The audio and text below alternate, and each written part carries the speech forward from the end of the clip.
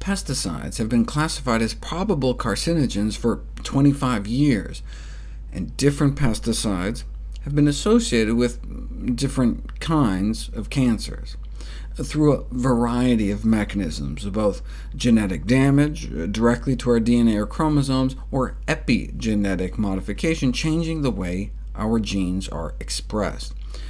But that's for workers who are spraying them. Exposure to pesticide residues that remain on the food are at much lower levels. More recently, higher cancer rates have been noted in those that live in areas where they spray a lot. But what about just the food we buy at the store? Organic fruits and vegetables have fewer pesticides, but even the levels on conventional produce are generally well below accepted limits. There's still scientific controversy about the safety of some pesticides, even under the limit, given the possible additive effects of mixtures of pesticides we're exposed to, something that isn't necessarily taken into account in the pesticide approval process. They also don't take into account toxic breakdown products like dioxins that can form once pesticides are released into the environment. Cadmium is another issue.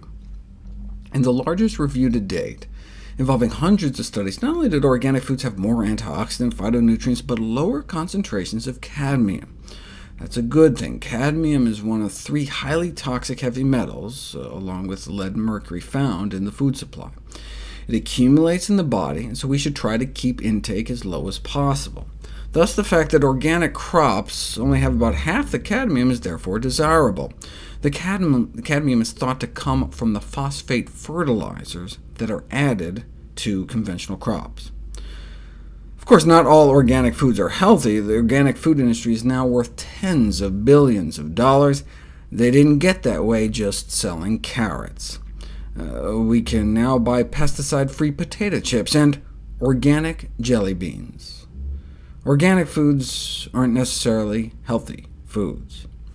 In fact, can even be worse because people, for example, falsely judge organic Oreo cookies to have fewer calories than conventional Oreos, and so may eat more.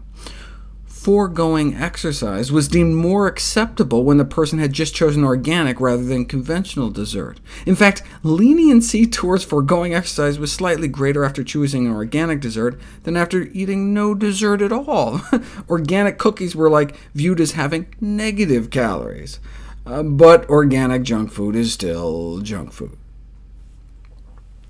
Not only do people tend to overestimate the nutritional benefits of organic foods, they also overestimate the risks of pesticides. People think that as many people die from pesticide residues on conventional food as die in motor vehicle accidents in the United States.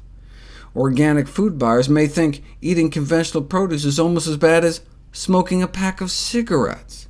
That kind of thinking is dangerous because it could potentially lead to a decrease in overall fruit and vegetable consumption. If just half the U.S. population were to increase fruit and vegetable consumption by a single serving a day, an estimated 20,000 cancer cases might be avoided each year. That's how powerful produce may be.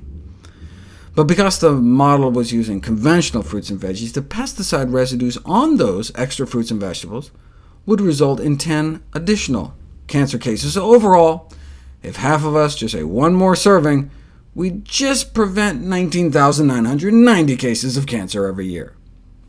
Now, this was a paper written by scientists for hire, paid for by the Alliance for Food and Farming, which is a bunch of conventional produce growers. So they probably exaggerated the benefits and minimized the risks.